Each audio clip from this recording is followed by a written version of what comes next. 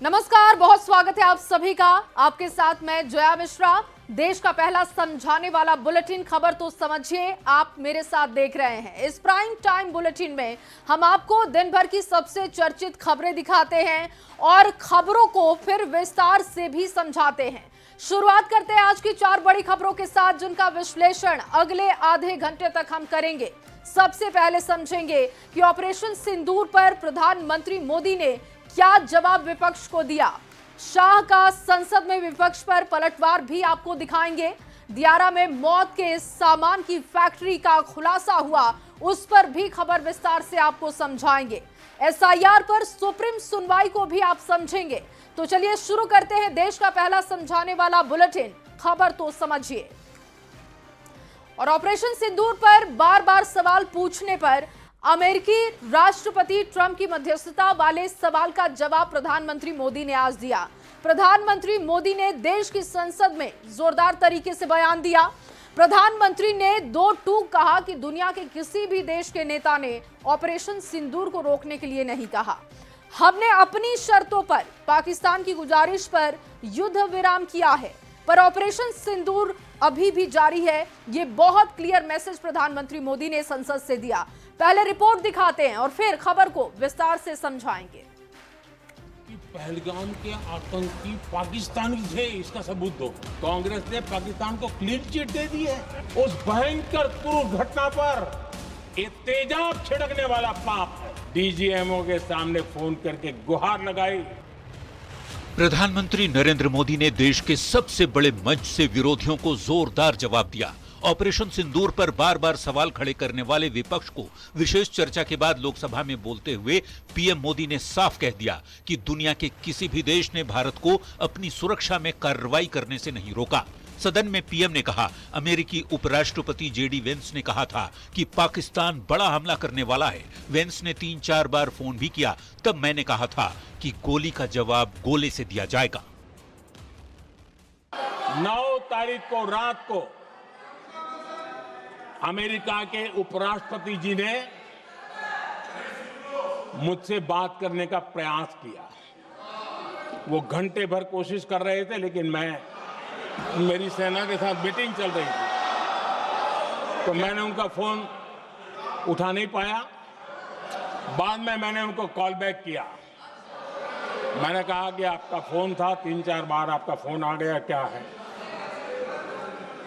तो अमेरिका के उपराष्ट्रपति जी ने मुझे फोन पे बताया कि पाकिस्तान बहुत बड़ा हमला करने वाला है। ये उन्होंने मुझे बताया। मेरा जो जवाब था, जिनको समझ नहीं आता है उनको तो नहीं आएगा।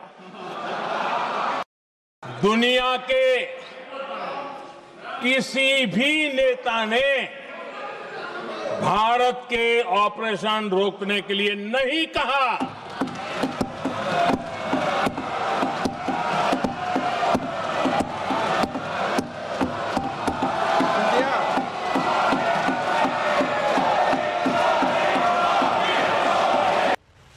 पाकिस्तान को भारत ने कैसे बर्बाद किया, इसे बताते हुए पीएम ने कहा कि 10 मई को आतंक परस्त पाकिस्तान पूरी तरह बर्बाद हो चुका था, तबाह हो चुका था, जिसके बाद पाकिस्तान गिड़गिड़ाया। पाकिस्तान के डीजीएमओ ने फोन कर युद्ध विराम की अपील की, तभी भारत इस पर सहमत हुआ। पीएम मोदी ने साफ किया कि ऑपरेशन सिंदूर अभी जारी है। एयर स्ट्राइक का मकसद था पाकिस्तान के अंदर चल रहे आतंकियों के लॉन्चिंग पैड को नष्ट करना, और इसमें भारत 100% सफल रहा। भारत के खौफनाक एयर स्ट्राइक से पाकिस्तान घुटने के बल आ गया, जो भारत की बड़ी जीत के तौर पर हमेशा याद किया जाएगा। Bureau report, news 18।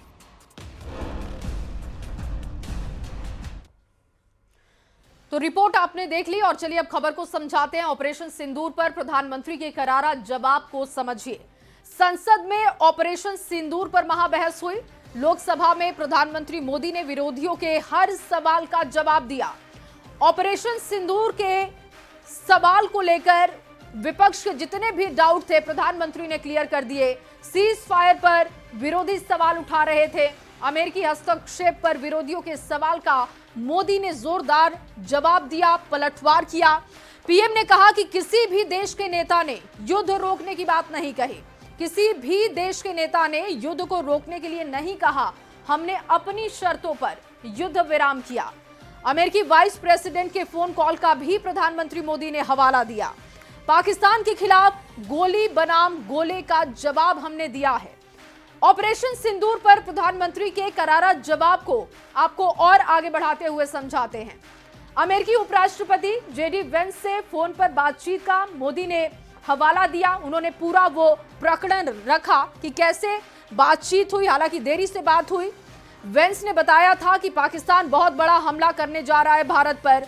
वेंस ने 3 से 4 बार फोन भी किया। तब मैं सेना के साथ बैठा हुआ था, तब मैंने कहा था कि गोली का जवाब गोले से मिलेगा। सदन में मोदी ने बार बार कहा कि हमने अपनी शर्तों पर युद्ध विराम किया है। डीजीएमओ की भी बात हुई तो उन्होंने कहा कि जब फोन पर युद्ध विराम की अपील की गई, पाकिस्तान की तरफ से यह अपील हुई, पाकिस्तान को पूरी तरीके से भारत ने बर्बाद किया। विपक्ष को सवाल पूछने का कोई हक नहीं। भारतीय सेना की कार्रवाई पर सवाल पूछा जाता है, जिसकी कड़ी निंदा प्रधानमंत्री मोदी ने संसद में की। मोदी खुद के लिए नहीं, 140 करोड़ देशवासियों के लिए सोचता है और कांग्रेस ने जो भी सवाल पूछे उन तमाम सवालों का जवाब प्रधानमंत्री मोदी ने बहुत ही कड़े और साफ लहजे में दिया। एयर स्ट्राइक का उन्होंने जिक्र किया। एयर स्ट्राइक का मकसद पाकिस्तान के आतंकी लॉन्चिंग पैड को नष्ट करना था। ये उन्होंने साफ किया कि सिर्फ आतंक को खत्म करना ही टारगेट था। भारत इसमें 100% सफल रहा। भारत के खौफनाक एयर स्ट्राइक से पाकिस्तान घुटने के बल आ गिरा। पूरी दुनिया ने भारत के शौर्य की तारीफ की, लेकिन कांग्रेस ने सवाल पूछे और ये बहुत बड़ा दुख है। प्रधानमंत्री यही नहीं रुके। देखिए, प्रधानमंत्री के बाद केंद्रीय गृह मंत्री ने भी जवाब दिया। अमित शाह ने भी संसद में विपक्ष पर जोरदार पलटवार किया और इसे भी आपको अब समझा देते हैं। केंद्रीय गृह मंत्री अमित शाह ने ऑपरेशन महादेव की जानकारी दी। पहलगाम आतंकी हमले के दोषियों के खिलाफ ऑपरेशन महादेव चलाया गया, इसकी जानकारी उन्होंने दी। सेना और सुरक्षा कर्मियों ने पहलगाम हमले के 3 आतंकियों को ढेर कर दिया। गृह मंत्री ने विपक्षी दलों पर बड़ा हमला किया। कांग्रेस सरकार के फैसले की उन्होंने आलोचना की। यूपीए के शासनकाल का भी जिक्र किया। उन्होंने कहा कि यूपीए के शासनकाल में आए दिन धमाके होते रहते थे, तब कांग्रेस की सरकार की क्या सोच थी उस पर तो सवाल उठते रहते हैं, लेकिन आज ये लोग सवाल पूछते हैं तो इनसे सवाल भी बनता है। आतंकियों के साथ तब क्या सलूक होता था ये सभी जानते हैं। केंद्रीय गृह मंत्री ने पीओके के लिए नेहरू को जिम्मेदार बताया। अक्साई चीन को लेकर उन्होंने बात की। अक्साई चीन को दी गई जमीन का भी जिक्र अमित शाह ने किया। इसके लिए शाह ने नेहरू की नीतियों को ही जिम्मेदार बताया। आज विपक्ष सरकार से सवाल पूछ रहा है, लेकिन विपक्ष को इसका अधिकार नहीं है। अमित शाह ने यह बात बहुत ही साफ लहजे में संसद में कही। आगे बढ़ते हुए बिहार की खबर की बात देखिए। बिहार एसटीएफ ने गंगा के मुंगेर भागलपुर जिले की सीमा पर फरकिया दियारा इलाके में बड़ी कार्रवाई की है। एसटीएफ ने मौत की फैक्ट्री पर सीधे वार किया। जो तस्वीरें सामने आई उसे देखकर आप भी हैरान रह जाएंगे। ये खास रिपोर्ट आपको दिखाते हैं। दियारा में मौत के सामान की फैक्ट्री।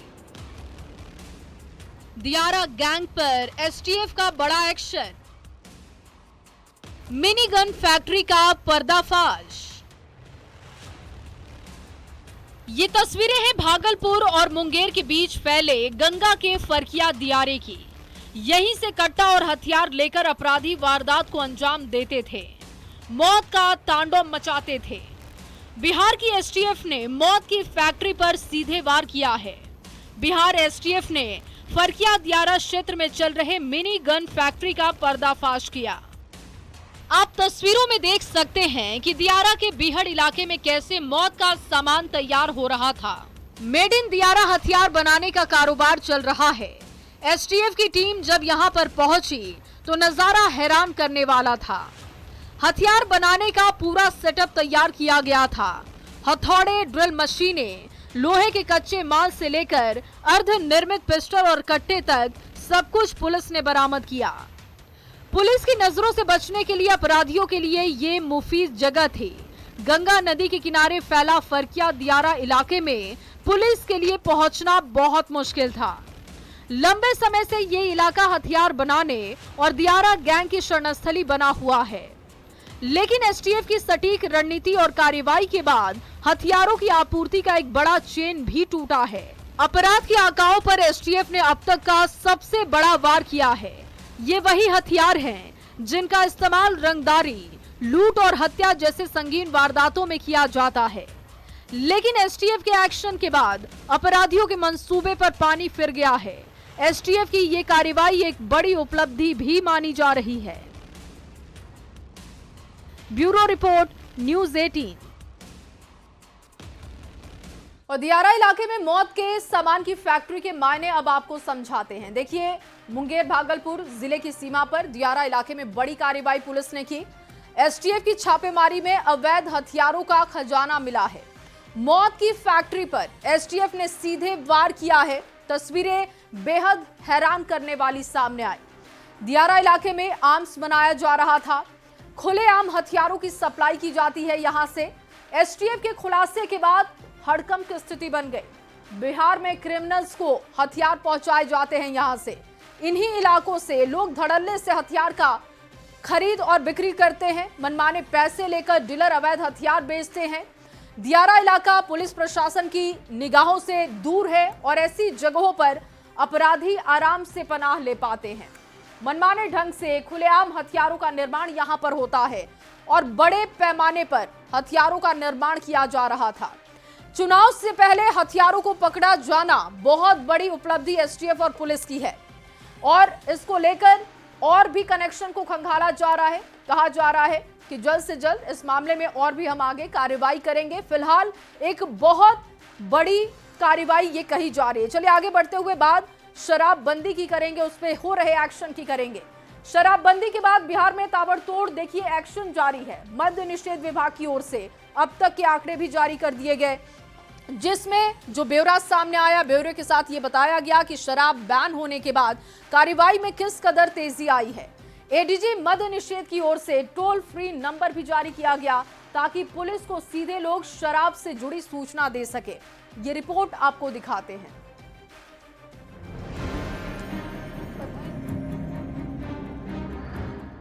1 अप्रैल 2016 इसी तारीख को बिहार में शराबबंदी लागू हुई थी। तब से अब तक करीब 10 साल में शराबबंदी पर बेहद सख्ती से कार्रवाई की गई है और इसका असर भी दिख रहा है। बिहार पुलिस मुख्यालय की मद्य निषेध इकाई के एडीजी अमित जैन ने दावा किया है कि जनवरी 2025 से जून महीने तक 16,21,430 लीटर शराब जब्त की गई। जब्त शराब की कीमत 74 करोड़ 18,95,560 रुपये है। पिछले साल से 12% अधिक शराब जब्त की गई। मद्य निषेध विभाग ने इसके लिए टोल फ्री नंबर 15545 और 18003456 जारी किया है। 2025 में जनवरी से जून माह तक पुलिस द्वारा यानी कि जिला पुलिस एवं मद्य निषेध इकाई द्वारा मिलाकर के कुल 16,21,430 लीटर देसी विदेशी शराब बरामद की गई, जिसमें करीब 8,04,888 लीटर विदेशी शराब है। शराबबंदी के अब तक के आंकड़े बताकर विभाग के एडीजी ने बताया कि शराबबंदी लागू होने से अब तक बिहार में लगभग 10 लाख केस दर्ज हुए। 6,40,379 लोगों को सजा सुनाई गई। 6,38,000 के आसपास पीने वाले लोगों पर केस दर्ज हुआ। 9 अभियुक्त को मृत्युदंड मिला और 18 अभियुक्त को आजीवन कारावास की सजा सुनाई गई। आगामी बिहार चुनाव को लेकर भी बिहार पुलिस की तरफ से पूरी तरह तैयारी की जा रही है। 23 जिले की सीमा दूसरे राज्यों से सटी हुई है, जहां चेक पोस्ट बनाए जा रहे हैं ताकि पैनी नजर रखी जा सके। शराबबंदी के अब तक के आंकड़े जारी कर मद्य निषेध विभाग ये जताने की कोशिश कर रहा है कि शराबबंदी को बेहद सख्ती से लागू किया जा रहा है। न्यूज 18 के लिए पटना से अमित कुमार की रिपोर्ट। और चलिए अब इस एक्शन को विस्तार से आपको समझाते हैं। देखिए, बिहार में शराबबंदी 1 अप्रैल 2016 से लागू है। मद्य निषेध विभाग पुलिस ताबड़तोड़ एक्शन ले रही है। मद्य निषेध विभाग की ओर से कुछ आंकड़े जारी किए गए। शराब बैन होने के बाद कार्रवाई कितनी तेज हुई, इसकी जानकारी दी गई। एडीजी मद्य निषेध विभाग की ओर से खुद ये जानकारी साझा कर रहे थे। जनवरी 2025 से जून तक जब्त शराब के आंकड़े सामने रखे गए। बताया गया कि 16,21,430 लीटर शराब जब्त की गई। कीमत इसकी बताई गई 74 करोड़ 18,95,560 रुपए। पिछले साल से 12% अधिक शराब बरामद पुलिस ने की। और देखिए, इसकी जानकारी जनता भी पुलिस को दे सकती है और इसके लिए टोल फ्री नंबर, जो कि आप अपनी टीवी स्क्रीन पर देख रहे हैं, वो टोल फ्री नंबर पुलिस ने जारी किए। 15,545,18,00,3456 पर आप पुलिस को जानकारी दे सकते हैं। शराबबंदी से अब तक लगभग 10 लाख केस दर्ज हुए हैं। 6,40,379 लोगों को सजा भी सुनाई गई है। मामलों में 6,38,000 पीने वाले लोगों पर केस भी दर्ज हुआ। 9 अभियुक्तों को मृत्यु दंड, 18 अभियुक्तों को आजीवन कारावास की सजा दी गई है। चुनाव से पहले मद्य निषेध विभाग ने तस्वीर साफ करने की कोशिश की है, जिसके आंकड़े हमने आपके सामने रखे हैं। और आगे बढ़ते हुए आपको बताएंगे कुछ और भी खबरें। फिलहाल इस बुलेटिन में बस इतना ही। आप बने रहिए न्यूज़ 18 बिहार झारखंड के साथ।